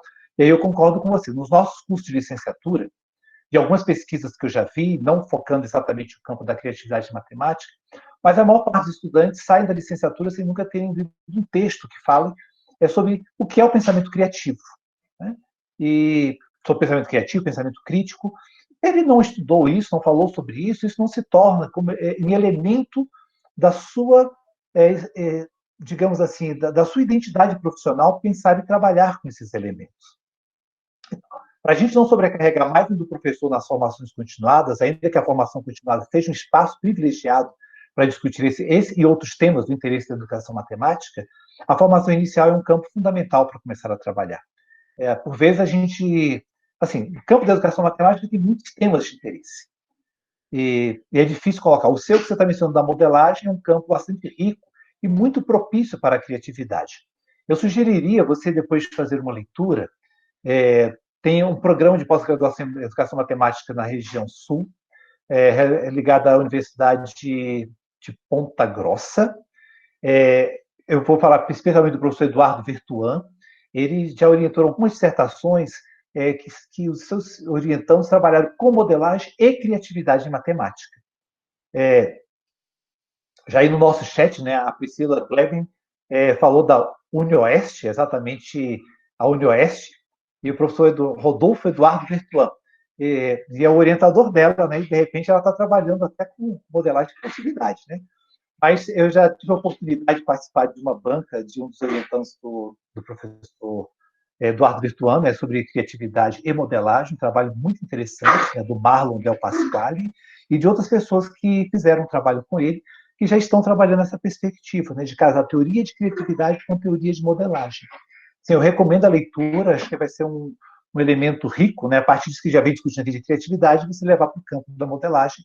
E o trabalho do Marlon Del Pasquale foi na licenciatura, então, na educação superior. Então, é um outro campo que dá para trabalhar e que certamente você vai encontrar, né, um pouco mais dessa relação. Obrigada, professor. Mais uma vez, e obrigada pela contribuição e por esse momento aí para a gente conversar. Então, Cleiton, olha, complementando aí o que a Poliana colocou, eu já estava de olho aqui no seu Lattes e vi aqui essa orientação. Ó. É esse aqui que você se refere também, criatividade e geração de ideias, né, em atividades de modelagem, ó, Poliana. Eu já estava de olho para te dizer, viu? Mas... Isso é a dissertação do Marlon De Pasquale, que trabalhou com modelagem e criatividade matemática. Eu até recomendo, porque do ponto de vista da análise dos diálogos dos estudantes, ele trabalhou com uma metodologia muito interessante. Pronto, aí, uma ótima referência, né? Então, e assim, cara, a criatividade tem que ser um tema, a gente tem que colocar nas nossas disciplinas de prática, no estágio, né? Eu vou colocar até nessa que eu estou ministrando agora, já vou botar mais essa. É com a tecnologia, eu acabei de pedir aqui a moça que eu estou ministrando uma unidade de tecnologias e educação matemática, mas eu já tenho o plano quase completo, mas ainda cabe mais algumas coisas, né? Então, claro, né? O plano não é totalmente rígido, não pode ser.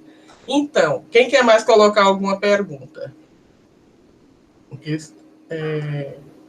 ainda dá, né? Ou então eu coloco. Se ninguém quiser colocar, eu coloco, tá certo? Então eu vou colocar aqui. Apresente, Cátia. Quem quiser depois, tudo bem, sem problema. Depois, se alguém quiser, pode encaminhar uma pergunta por e-mail, me encontra lá no Facebook, no Instagram, por e-mail, e a gente conversa mais se alguém quiser apresentar uma pergunta exatamente agora. Pois, se a pessoa quiser. Pronto, então eu gostaria de fazer um questionamento. Aliás, eu fiz aqui o 13, mas agora eu vou botar esse aqui.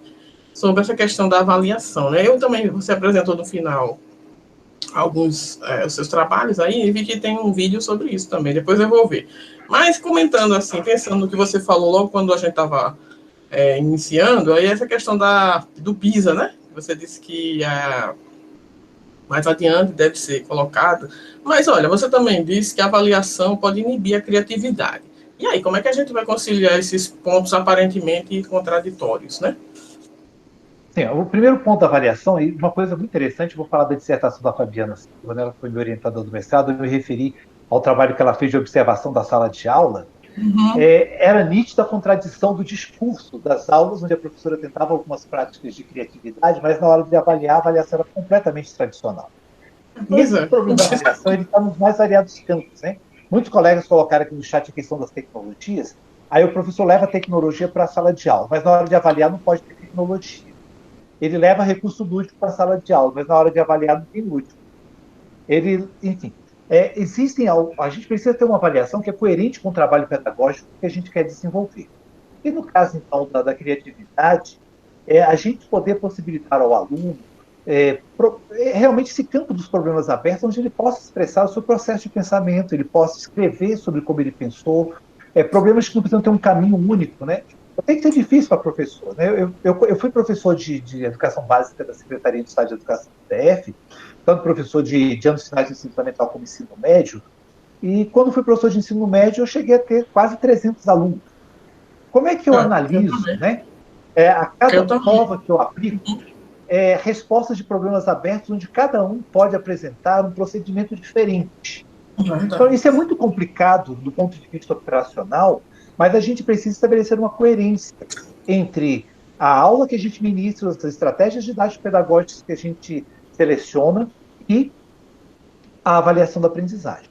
Por vezes, essa avaliação é tão carregada de uma conotação negativa, o ritual da avaliação é tão pesaroso para o estudante, que ela, por si só, ela já pela tensão envolvida nesse contexto, já impede o aluno até mesmo de conseguir resolver questões tradicionais, por conta do ritual, que é sempre um ritual de fiscalização, né? O professor está sempre atento, vocês não tem ninguém que está colando, sempre os alunos são todos suspeitos, né? De cola no dia de prova. Né? O professor olha para todo mundo como se estivessem potencialmente prontos para cometer um crime de cola. Então, e além disso, os professores fazem avaliações que são, eu diria, às vezes desregradas do ponto de vista da complexidade. Ele trabalha na sala de aula um nível de complexidade, e na avaliação, por vezes, ele exige muito pouco, ou ele exige exageradamente. E aí o aluno também não se mostra, digamos assim, confiante que ele pode resolver. Eu sou contrário àquele professor que coloca na prova uma questão que ele chama de desafio. Ele fala, vou colocar um desafio que apenas alguns vão resolver. O professor sabe que apenas alguns vão resolver, ele jamais poderia colocar aquilo numa avaliação. Numa avaliação tem que estar aquilo que é coerente com o trabalho desenvolvido e com aquilo que ele acha que, pelo menos, a média dos estudantes conseguem resolver. E aí ele tem que ter questões mais fáceis para que muitos acertem as fáceis e algumas questões um pouco mais complexas, que é para a gente conseguir também diferenciar as progressões das aprendizagens dos estudantes. Mas jamais eu queria exigir dos estudantes algo que eu já sei de antemão que eles não vão fazer. Então, é importante que o professor estabeleça essa coerência entre o que ele desenvolve, o tipo de problema trabalhado em sala de aula e aquele que é levado para avaliação, de maneira que o estudante se sinta confortável e ter o momento avaliativo como mais uma oportunidade de aprendizagem. E, pós-momentos avaliativos, que o professor faça um feedback adequado para os estudantes. E aí eu vou fazer propaganda, né? Até o final do mês deve estar saindo o nosso livro chamado Avaliação em Matemática, as contribuições do feedback para as aprendizagens, um livro que está sendo publicado pela editora da Universidade de Brasília, vai estar disponível gratuitamente para download, né, no site da Biblioteca Central da Universidade, e que a gente tenta abordar exatamente isso. Como é que o professor comunica os resultados dos estudantes, como ele dialoga com as produções dos estudantes, de maneira que esse diálogo, essa comunicação, esse feedback contribua para as aprendizagens. Então, essa avaliação precisa ser repensada de maneira total para que ela realmente esteja a serviço dos estudantes, dos seus progressos, do que propriamente só para punir ou como um exercício de poder do professor sobre os alunos. Pois então, quer dizer, mas assim, em nível de avaliação internacional, como que você vê isso? Como seria, assim, então? A avaliação do PISA, ela tem, do ponto de vista da fundamentação teórica, extremamente coerente com a produção acadêmica sobre criatividade. Sim. Eles lançaram um documento orientador que mostra alguns exemplos de problemas que poderão estar na prova. São exemplos também muito interessantes e que têm uma perspectiva mais aberta para que os estudantes construam. Né? Não são, vai ser uma prova que vai ser desenvolvida por meio de computador. Os estudantes têm caixas de textos para registros das suas respostas, então não é apenas múltipla escolha. É um teste que, assim, o desenho do teste está muito interessante do ponto de vista qualitativo para captar a produção criativa dos estudantes. Né? O documento do PISA que trata sobre isso, né, assim, a última versão preliminar, né, sobre um roteiro está disponível, e naquela série que eu mencionei, tem um programa inteiro que a gente explora, e a gente mostra os exemplos que o documento do PISA apresenta e discute esses exemplos, mostrando que eles realmente têm um potencial de avaliar o pensamento criativo. Só que lá eles vão avaliar o pensamento criativo em 4 domínios, né? É no domínio da escrita, no domínio visual, no domínio de problemas sociais e de problemas científicos. Né? São 4 situações que vão avaliar. Não apenas a matemática, ela está associada à resolução de problemas científicos.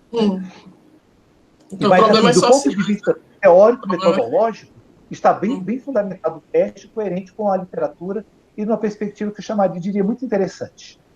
Muito bem, ótimo. Ainda bem, né? Uma boa notícia internacional, né? Agora a gente precisa ver aqui no Brasil, né? Infelizmente, a gente está num contexto bastante desfavorável, né? Infelizmente. Mas a gente vai fazendo as nossas coisas, né? Bom, alguém quer colocar mais algum? Ó, tem aqui, ó. Porque tem uma pergunta aqui, Cleiton. Você está visualizando a Adriana. Sim, Adriana, a gente poderia usar outros, né? Como eu mencionei, se nas aulas a gente usa recursos lúdicos, poderíamos avaliar por recursos lúdicos. Nas aulas usando tecnologias, podemos avaliar por meio de atividades usando tecnologia. Eu poderia avaliar conhecimentos geométricos e sobre o campo de grandezas e medidas, espaço e forma, por construção de maquetes. Enfim, existem muitas outras estratégias que poderiam ser utilizadas como forma de avaliação. Eu percebo que os professores se sentem seguros por não terem aprendido a desenvolver critérios. Hoje a literatura importando a partir da língua inglesa, mas bem assimilada na língua portuguesa, é o desafio de desenvolver rubricas de avaliação. Então, eu tenho que aprender a desenvolver critérios. Uma vez que eu tenho os critérios, eu posso trabalhar com maquete, eu posso trabalhar com atividade de tecnologia, eu posso trabalhar com um jogo, e eu posso trabalhar também com uma prova. Na verdade, nós já deveríamos ter as provas e testes tradicionais, ter muito claros, né, quais são os critérios de desempenho que a gente utilizaria. No Brasil, se a gente fosse falar de avaliação de larga escala, como é a avaliação do ENAD, né, o Exame do Ensino Superior, Lá já tem questões abertas e que existe um padrão de resposta para avaliação de questões abertas. Avançamos mais nisso na avaliação, digamos, externa em larga escala do que avançamos na sala de aula. Os professores avaliam sem saber exatamente quais seriam os possíveis caminhos de acerto, quais seriam os possíveis erros que os estudantes cometeriam, né? Então, a gente precisa saber assim, o estudante ele atingiu que aspecto do conhecimento trabalhado ele conseguiu aprender e demonstrar.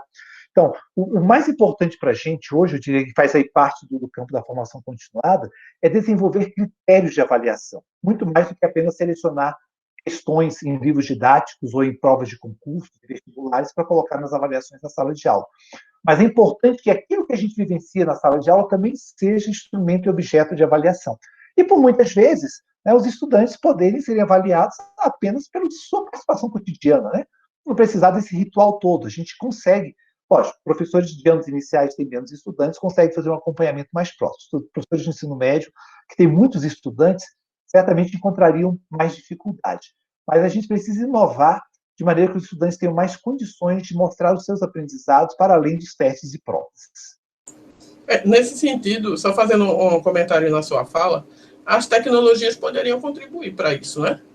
Poderiam, se o professor refletir, também desde a formação inicial a gente também der apoiar os futuros professores, para eles também usarem as tecnologias. Esse momento terrível que a gente está passando da pandemia, como eu estava comentando com meus alunos a semana passada, eu acredito que quem ficar vivo, né, esperamos que a gente também esteja incluído nos vivos, né, vai poder, acredito que o ensino híbrido vai ter mais possibilidades de desenvolvimento, porque até então, até o desconhecimento mesmo dos materiais, de vários materiais tecnológicos, é muito grande, né? E agora as pessoas fomos obrigados, né, a usar. Quem não usava tem que usar, e quem já usava vai usar, ou conhecer mais outros, né? Eu mesmo não conhecia esse que a gente está usando agora. Enfim, já usava outros também, calculadoras, aplicativos. Mas, assim, os professores da escola básica também. Então, quer dizer, a gente vai ter que explorar também esse mundo virtual mais, né? Pode ser uma saída também para essa avaliação, esse outro formato de avaliação, né? Também pode ser, depende dos professores também. A gente sabe que quando chega na escola básica, tem muitos outros problemas. O primeiro é esse aí, da quantidade de alunos, sem dúvidas. Bom, quem mais quer colocar, por favor? Se não quiser, boa tarde. Boa tarde. Eu sou Rose. Quero agradecer pela oportunidade de ouvir o professor Cleiton. Bastante esclarecido a fala dele, eu gostei muito. E assim, eu sou coordenadora de uma escola de ensino médio, né? E ouvi o professor falar, né, da preocupação, da formação continuada desse professor, né, trazendo essa atividade, essa matemática criativa, para que o professor não ficasse sentindo, né, mais um trabalho, mais um peso, mais algo para ser estudado. Então, eu queria saber, assim, teria alguma sugestão, né, eu como coordenadora, ansiosa em ver os alunos conseguindo aprender a matemática, gostando da matemática, teria alguma sugestão de como incentivar, né, esses professores a trazer a matemática criativa para a sala de aula? Bom, Rosete, primeiramente agradeço pelos comentários a respeito da minha exposição, mas eu acho que o segredo é a formação. A gente precisa fazer encontros com esses professores, mostrando para eles problemas do ensino médio, e até mesmo com um pouco de complexidade maior referentes a algo da graduação, para eles experimentarem e verem que o potencial é grande e que não é tão complexo levar para a sala de aula. Eu diria que é convencê-los pela experiência, propiciar a eles, né, essa oportunidade de fazer uma atividade diferenciada, instigadora, problematizadora, para que eles percebam que os estudantes, né, a emoção que eles podem sentir ao experimentar a atividade servir como a experiência, né, necessária, formativa, para que eles levem isso também para os seus estudantes.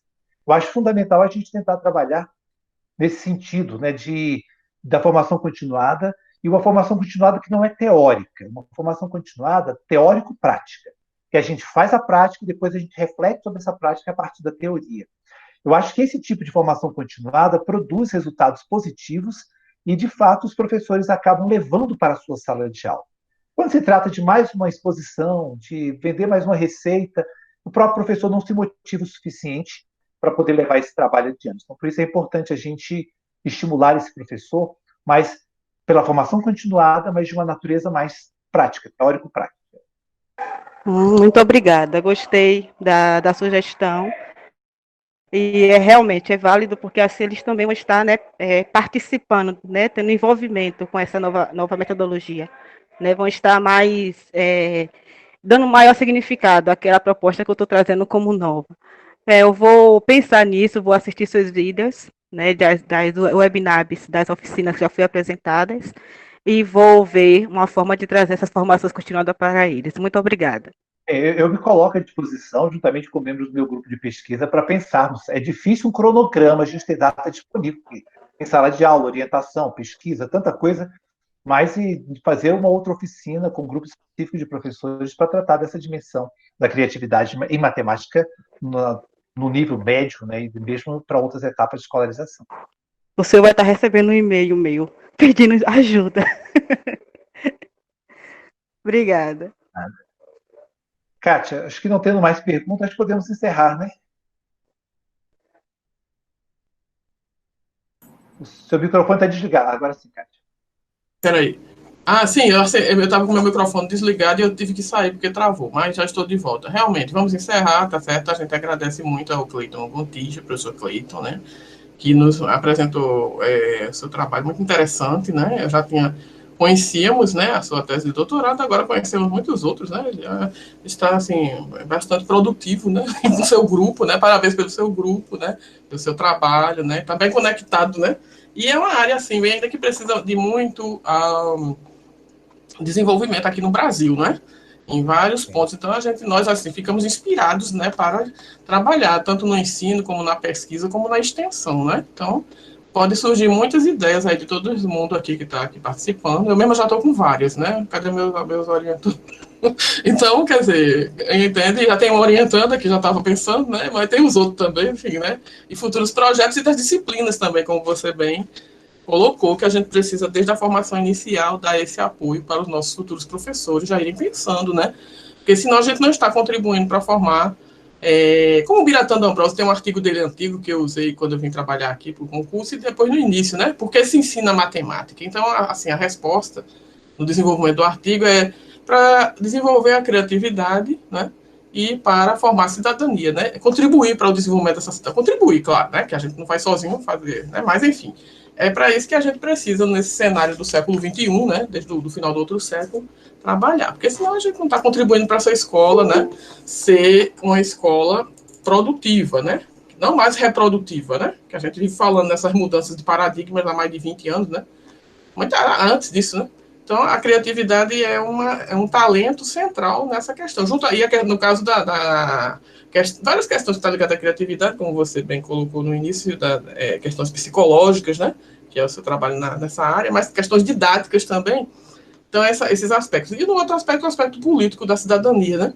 Então, se a gente não contribuir para esses dois grandes elementos que o Biratã aponta, nós não estamos desempenhando bem a nossa função de professores, de educadores, né? Educadores matemáticos, né? Então é isso, tá certo? Então eu só tenho a agradecer, né?